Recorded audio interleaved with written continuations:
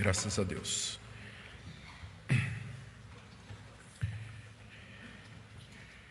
Irmãos, vamos abrir a palavra de Deus na segunda carta de Paulo aos Coríntios, no capítulo 8, e nós vamos do verso 6 até o 15º.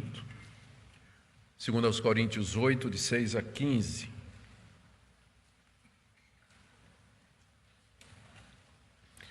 Ouçamos a leitura.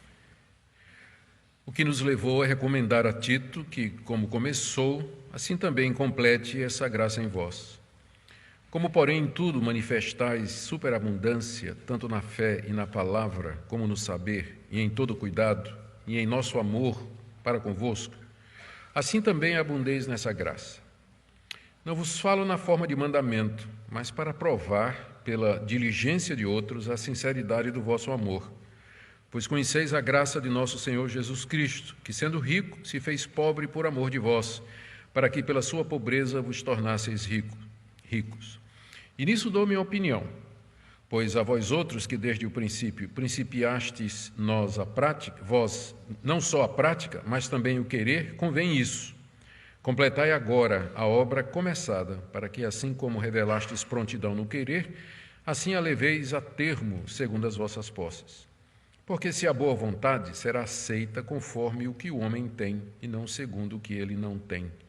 Porque não é para que outros tenham alívio e vós sobrecarga, mas para que haja igualdade, suprindo a vossa abundância no presente, a falta daqueles, de modo que a abundância daqueles venha a suprir a vossa falta, e assim haja igualdade, como está escrito.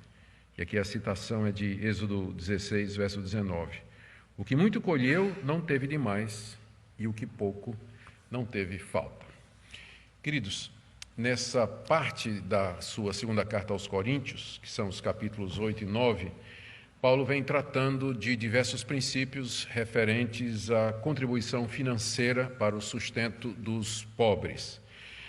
A razão pela qual Paulo colocou 2 capítulos aqui nessa carta, que é uma carta que o foco principal dela é defender o ministério de Paulo dos ataques que estavam sendo feitos por falsos profetas que estavam se infiltrando na igreja de Corinto. Razão porque nessa carta, cujo alvo principal é esse, ele fala disso aqui, desse assunto de contribuição, era que os coríntios se animassem a terminar uma oferta, um levantamento de uma oferta que eles tinham prometido há 1 ano, que eles levantariam para ajudar os crentes pobres da Judeia. Havia uma fome naquela região, inclusive profetizada por Ágabo, que está lá no livro de Atos, e era causada ou por carestia, ou seca, ou pragas, ou qualquer outro flagelo que costumava dizimar a produção agrícola ou a pecuária, deixando o povo, que dependia disso, sem ter recursos para viver. E atingiu os crentes também, o que prova que o fato de que você é crente não quer dizer que quando tem uma praga, quando tem uma carestia, quando tem uma situação econômica difícil, que você vai ser poupado. Nós somos crentes, mas fazemos parte de uma raça que está decaída no pecado, está sujeita a todo tipo de calamidades, moléstias, aflições, e foi o que aconteceu. A fome veio naquela região da Judeia, da região da Palestina, e atingiu, inclusive, os crentes que moravam em Jerusalém e nas cidades vizinhas. Paulo já tinha começado a levantar uma oferta para ajudar aqueles irmãos. A oferta era para ser levantada entre igrejas que foram fundadas pelo apóstolo Paulo, e ele tinha um bom exemplo das igrejas da Macedônia, Filipos e Tessalônica, e agora ele acha que está na hora de estimular os coríntios a entrar na vaquinha também, porque eles tinham dito que fariam isso, só que o tempo estava passando e palavras e promessas não enchem o bucho de ninguém. Eles tinham que colocar a mão no bolso. Na mensagem anterior, nós vimos 3 princípios ensinados pelo apóstolo Paulo aqui no início do capítulo 8. Primeiro, ele disse que contribuir, na verdade, é uma graça. Graça da parte de Deus. Isso aí está no verso 1. Vos fazemos conhecer a graça de Deus concedida às igrejas da Macedônia, Filipos e Tessalônica.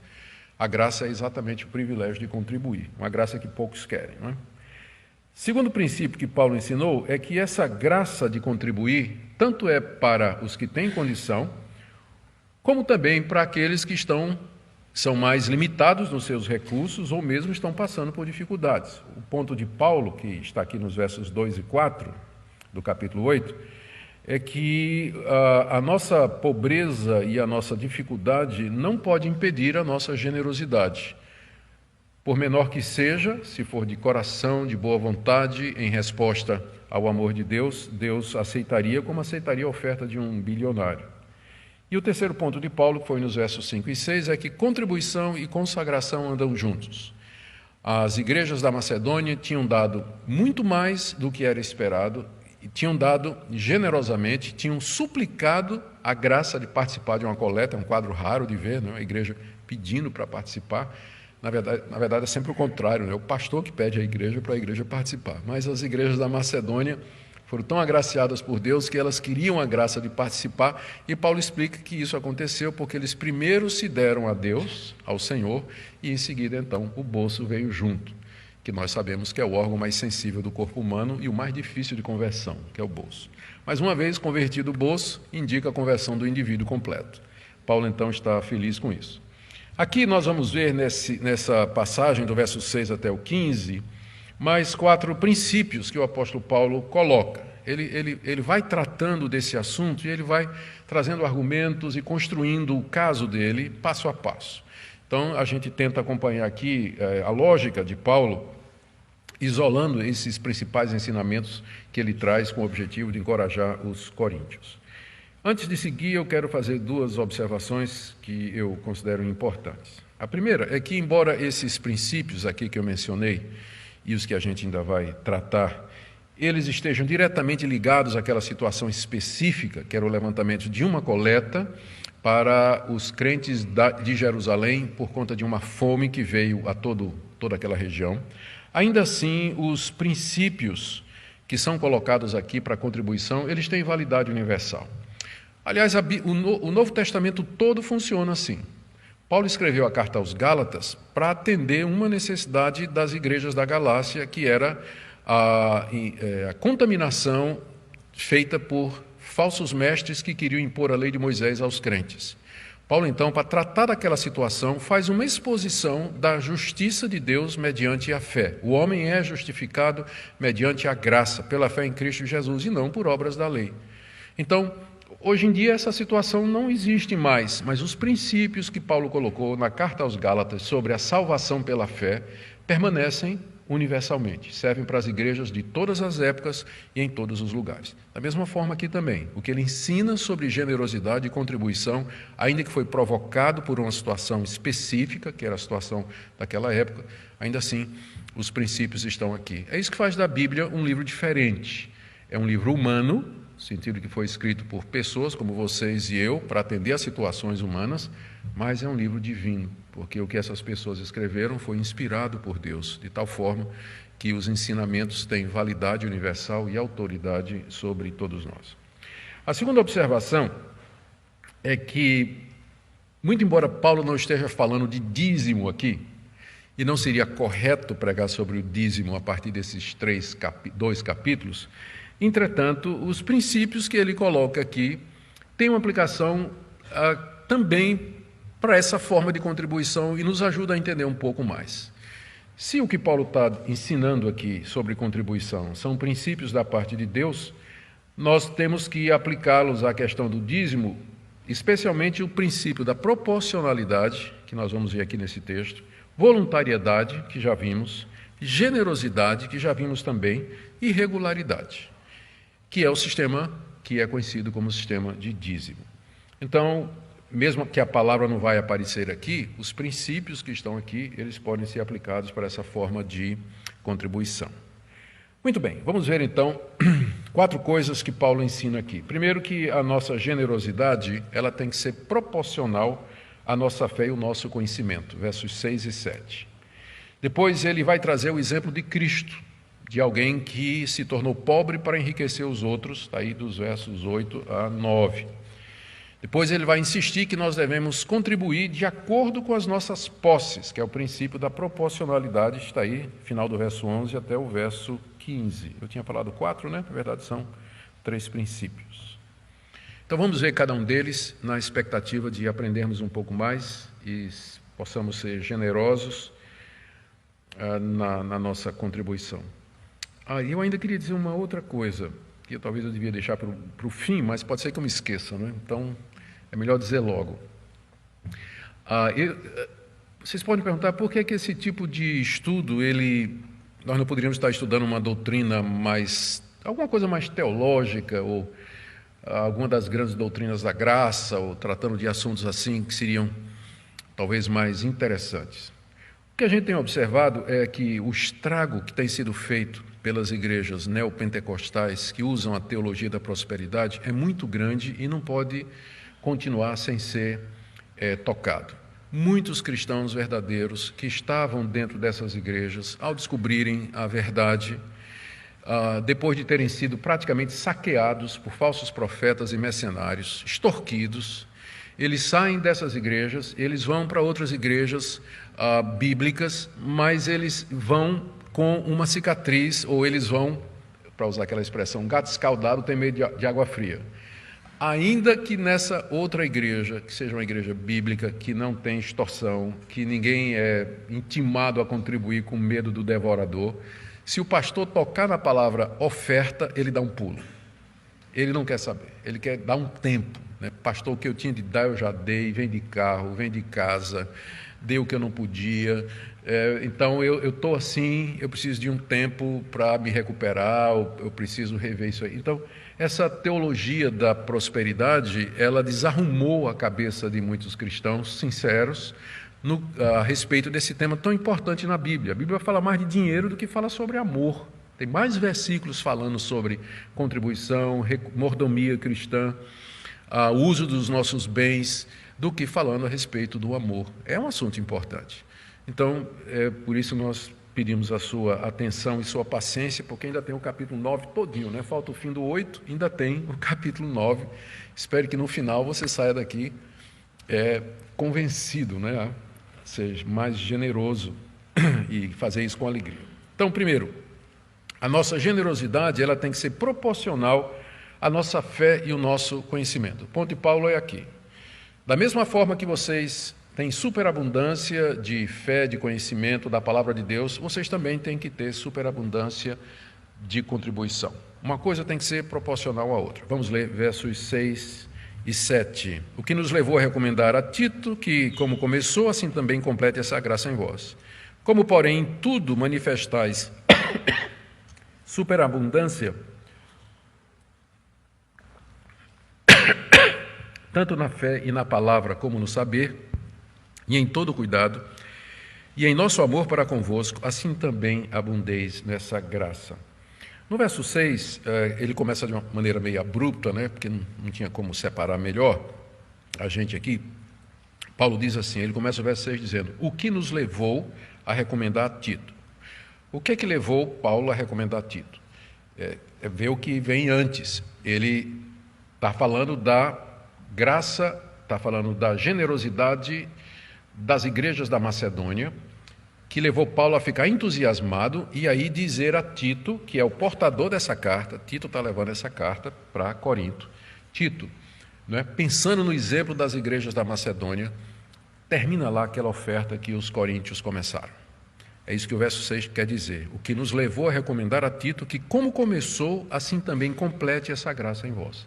Entusiasmado pelo exemplo dos filipenses e tessalonicenses, Paulo então encoraja seu discípulo Tito, dizendo, quando você chegar lá, você termina de recolher entre eles a oferta que eles começaram e deixaram pela metade. Paulo está encorajado com isso. E aí no verso 7 ele encoraja os coríntios dizendo, como em tudo vocês manifestam superabundância, na fé, na palavra, no saber, no cuidado e no amor, assim também abundeis nessa graça. Da mesma forma que Deus deu a vocês fé, palavra, saber, amor, que vocês, em proporção a tudo isso, vocês contribuam. E aqui, esse é um princípio que eu considero bem importante para nós. O argumento de Paulo aqui é o seguinte, que a nossa mão, o nosso bolso, o nosso cheque, ele tem que ir aonde o nosso entendimento vai, é na proporção. Se Deus lhe abençoou com palavra, se Deus lhe abençoou com conhecimento, se Deus lhe abençoou com amor, a sua proporção, a sua contribuição tem que ser proporcional a isso. A igreja de Corinto era uma igreja que tinha sido superdotada de dons espirituais. Nós já vimos o amor que eles manifestaram ao apóstolo Paulo em reação àquela carta severa que Paulo tinha mandado para eles. O que Paulo quer é que eles sejam coerentes, ou seja, não basta uma igreja ser ortodoxa, ter a palavra, ser firme na doutrina, mas muquirana, avarenta, avara, né? Não contribui, os membros não têm generosidade, não têm um coração aberto. Paulo quer que seja igual, da mesma forma que nós temos conhecimento e palavra, assim também nós possamos contribuir, que a nossa generosidade no dar seja proporcional a tudo aquilo que Deus já nos deu em termos de conhecimento, em termos de teologia. Isso é muito importante para lembrar que o cristianismo, ele nunca é somente alguma coisa de cabeça. O que Paulo fala aqui, fé, palavra, saber, tem a ver com atividade intelectual. Mas o cristianismo também envolve atitude. Da mesma forma que você cresce no conhecimento de Deus, você cresce no conhecimento das Escrituras, você deve contribuir, deve crescer em contribuição, em generosidade, em crescer nessa graça de contribuir, conforme é dito aqui. Esse é o primeiro princípio que nós deveríamos observar. O segundo princípio que Paulo coloca aqui é que essa generosidade, ela não é motivada por outra coisa a não ser o exemplo de Cristo. Veja o que ele diz aqui no verso 8. Eu não falo na forma de mandamento. Por que ele diz isso? Porque ele não queria dar a impressão de que ele estava usando a sua autoridade como apóstolo para mandar que os coríntios contribuíssem. Paulo não queria isso. Ele queria que a contribuição dos coríntios fosse voluntária. Ele quer persuadir os coríntios a contribuir, de maneira que a contribuição seja feita voluntariamente. Eu não estou dizendo isso na forma de mandamento, que ele poderia, porque ele era apóstolo de Jesus Cristo sobre aquela igreja. Ele poderia ter dado o mandamento, vocês vão contribuir e a oferta é tanto, vocês vão dar isso aí. Ele diz, eu não estou dando isso como mandamento. O que vai contra essas igrejas que eu já referi, onde pastores e líderes, eles, usando da sua autoridade eclesiástica ou pastoral, eles como que determinam ou mandam que os membros da igreja contribuam ou façam ofertas ou sacrifícios e coisa dessa natureza. Desde o início do capítulo 8, vocês veem que Paulo está insistindo o tempo todo nesse ponto, que é voluntário. É expressão tanto é que ele chama de graça. Contribuir é uma graça que Deus nos dá. É um privilégio, não é alguma coisa que, tipo, mandamento ou lei, de forma que você contribua por obrigação. Não, Deus ama quem dá com alegria. Então, não estou dizendo isso por mandamento, diz o apóstolo Paulo. Mas a razão pela qual ele vem discutindo tudo isso, está aí no final do verso 8, ele quer provar, pela diligência de outros, a sinceridade do amor dos coríntios, porque os coríntios diziam que amavam Paulo e todos os irmãos. E Paulo diz, então, vamos demonstrar isso. A igreja da Macedônia já demonstrou esse amor, levantando uma oferta maravilhosa para os crentes da Judéia. E vocês, está aqui a oportunidade de vocês provarem a sinceridade do amor de vocês. Paulo não está dando ordem para que eles contribuam, mas está dando uma oportunidade para que eles manifestem a sinceridade do amor que eles professam. Eles diziam, nós amamos você, Paulo, nós amamos os irmãos, amamos o Senhor Jesus. Ótimo, diz o apóstolo Paulo, está aqui uma oportunidade de vocês demonstrarem isso. Vamos levantar uma oferta para os irmãos da Judéia. E aí está a prova final, né? Aí é a prova dos 9, para ver se a pessoa de fato é sincera. E Paulo então traz em seguida o exemplo de Cristo, para exemplificar o que ele está dizendo. Ele traz aqui no verso 9 a obra de Cristo por nós. Pois conheceis a graça de nosso Senhor Jesus Cristo, que sendo rico, se fez pobre por amor de vós, para que pela sua pobreza vos tornasseis ricos. Talvez de todos os 2 capítulos aqui, de todos os argumentos, esse aqui seja o argumento principal. O que Paulo está fazendo aqui é colocando diante dos coríntios o exemplo de Cristo. E ele diz: vocês conhecem a graça do nosso Senhor Jesus Cristo. Quer dizer, vocês sabem a graça que Deus derramou, a graça da salvação que Deus derramou sobre vocês por causa da obra do Senhor Jesus Cristo. Vocês conhecem a graça de Cristo, que vocês receberam da parte de Deus para serem salvos, que consistiu nisso, que ele, sendo rico, se fez pobre por amor de vocês. Paulo está se referindo ao fato que o Senhor Jesus, sendo Deus, a segunda pessoa da Trindade, o Filho de Deus, ele desceu da sua glória, ele assumiu a natureza humana no ventre da Virgem Maria, é o que ele vai chamar em Filipenses capítulo 2, do autoesvaziamento de Cristo. Cristo se esvaziou, não é que ele deixou de ser Deus, mas ele assume a natureza humana, e na condição humana ele vive entre nós, sofre o que sofreu, foi rejeitado, perseguido, foi traído, enfrentou a oposição daqueles que deveriam liderar o povo de Deus, foi preso, foi acusado, julgado injustamente, foi chicoteado, bofeteado, esbofeteado, foi torturado, morto numa cruz, a maneira dolorosa de morrer, e foi sepultado e permaneceu sepultado durante 3 dias. Por que é que Cristo, sendo rico, se fez pobre? Diz Paulo que ele fez isso por amor de vós, para que pela sua pobreza vos tornasseis ricos. Foi por conta desse sacrifício de Cristo, que sendo rico se fez pobre, que nós, sendo pobres, ou seja, pecadores miseráveis diante de Deus, não tendo absolutamente nada diante de Deus, nenhuma riqueza espiritual diante de Deus, nós nos tornássemos ricos com os méritos de Cristo. Deus jogou sobre Cristo a nossa pobreza e jogou sobre nós a riqueza de Cristo. Então, o exemplo de Cristo é aquele que é posto diante de nós para nos estimular a fazer a mesma coisa, para que nós, mesmo com sacrifício, mesmo com renúncia, aliás, sempre é com renúncia, nós aprendamos a nos tornar pobres para enriquecer a outros. Para enriquecer a outros.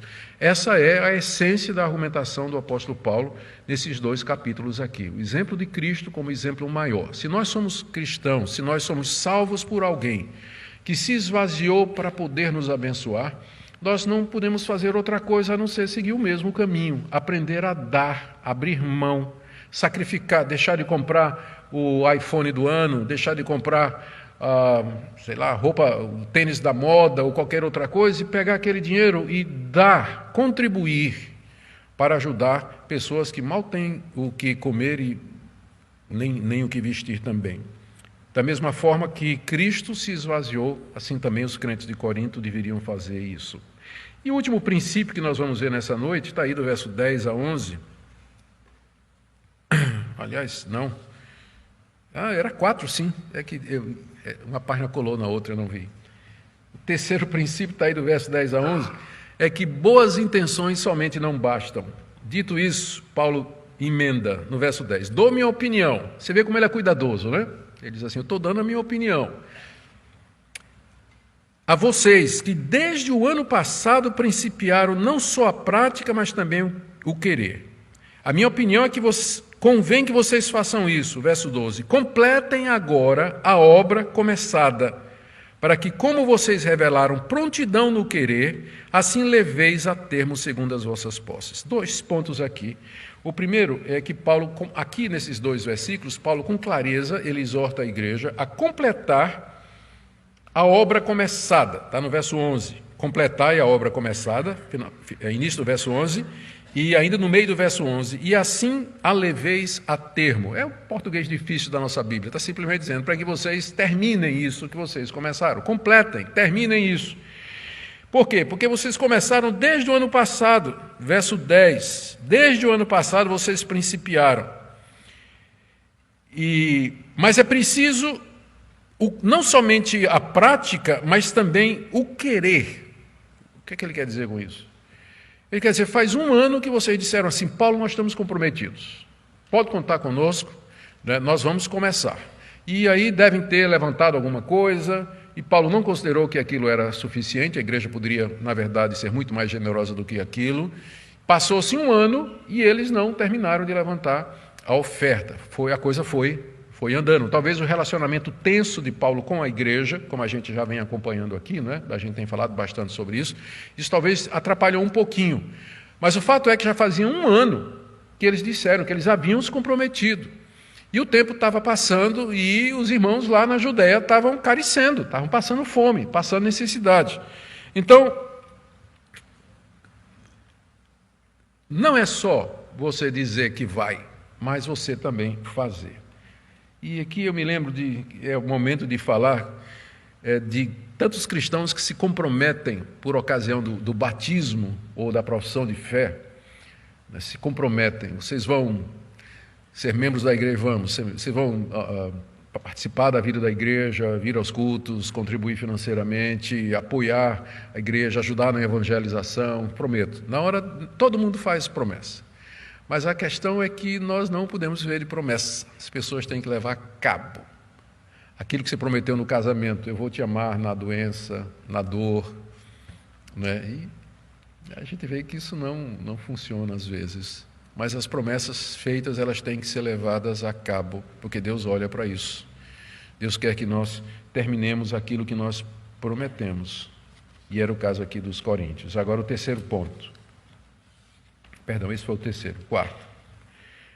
Por último, então, vamos contribuir de acordo com as nossas posses, diz o apóstolo Paulo, final do verso 11. Segundo as vossas posses. E aqui ele expande o conceito. São 2 argumentos em torno desse conceito de proporcionalidade. O primeiro é que se uma pessoa contribui de acordo com o que ela tem, a oferta será aceita da parte de Deus. Se for feita de boa vontade, não importa se muito ou pouco, verso 12. Se há boa vontade, será aceita conforme o que o homem tem e não segundo o que ele não tem.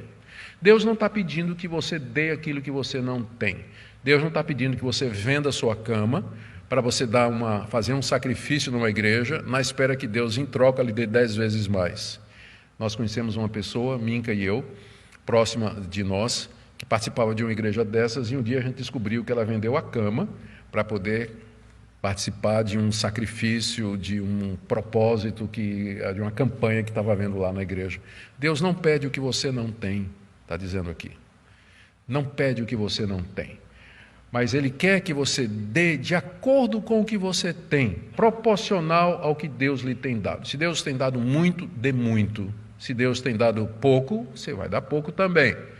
Que seja de acordo com aquilo que você recebeu. Esse é o princípio da proporcionalidade, que Paulo argumenta aqui. O segundo argumento dele é que, se houver isso, haverá igualdade. Veja aí. 13. Não é para que os outros tenham alívio e vocês sobrecarga, mas para que haja igualdade. O que ele está dizendo? Não é para que vocês, coríntios, né, não é para que os judeus lá de Jerusalém, eles tenham um alívio da fome que eles estão passando ao receber a oferta de vocês, mas vocês aqui ficaram angustiados porque deram mais do que vocês deviam ou podiam. Não é descobrir um santo para cobrir outro, não é isso que Deus está querendo aqui.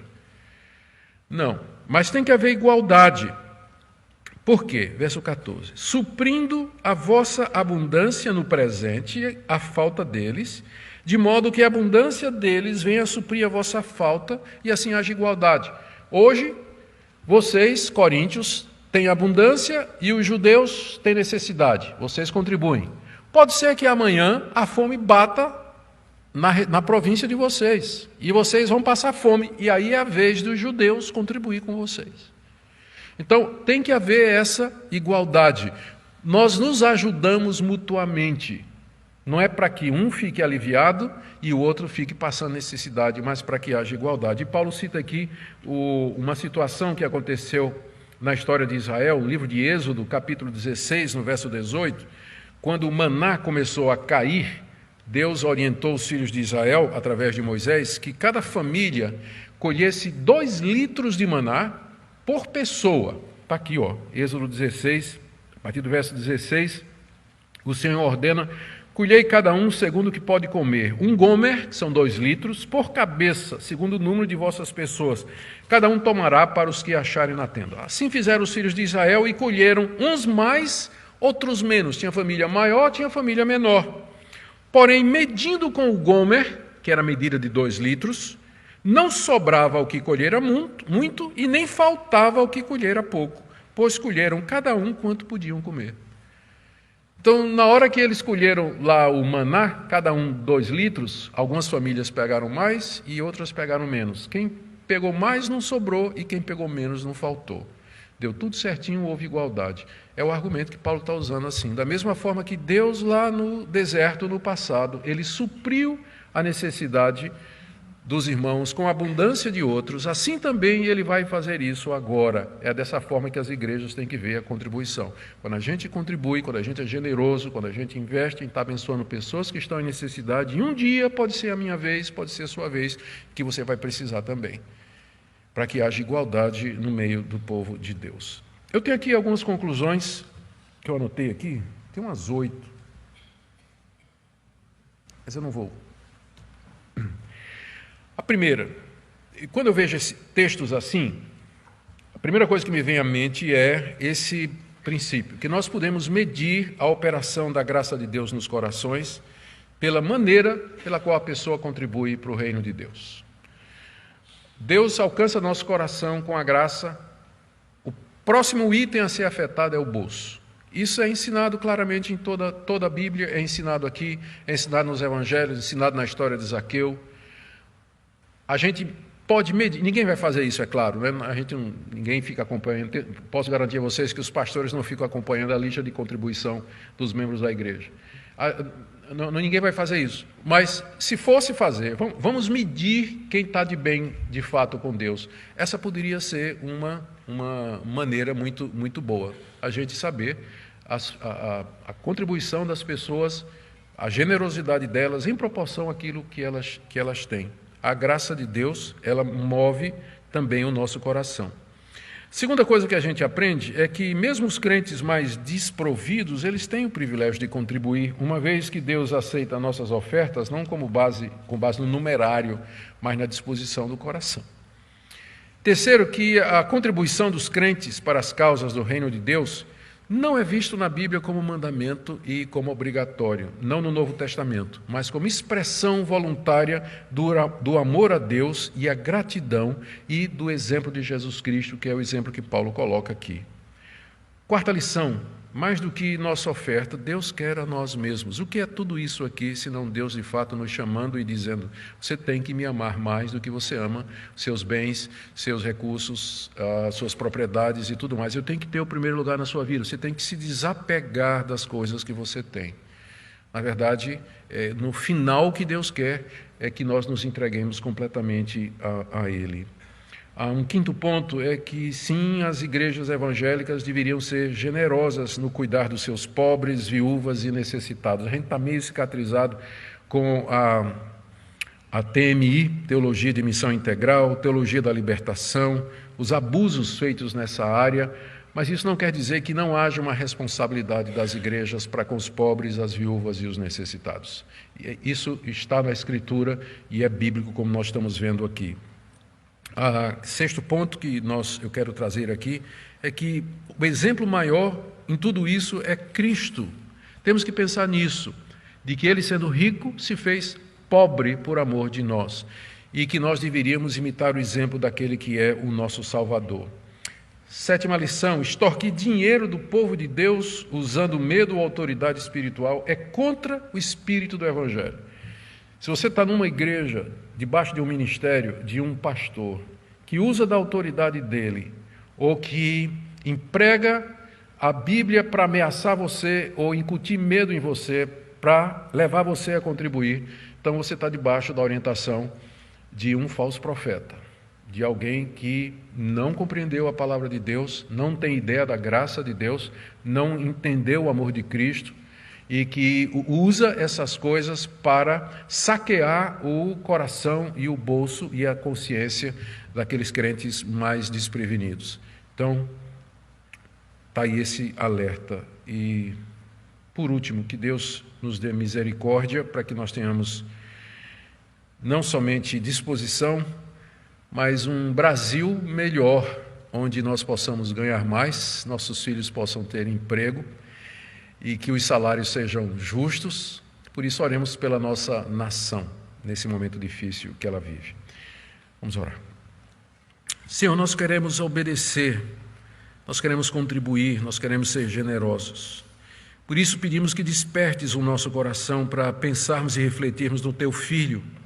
Também pedimos que o Senhor abençoe o nosso país, a economia do nosso país, para que nós possamos ver os nossos filhos empregados, os nossos amigos, para que nós tenhamos como ganhar o nosso pão com dignidade e contribuir para as causas do Evangelho. Abençoa a nossa nação, Senhor, tão carente de Ti nesse momento. Obrigado porque Tu tens sido bondoso para conosco, Tu nos tens abençoado, Tu nos tens dado a graça da redenção e também a graça da contribuição. Abençoa Teu povo aqui reunido nessa noite. Em nome de Jesus. Amém.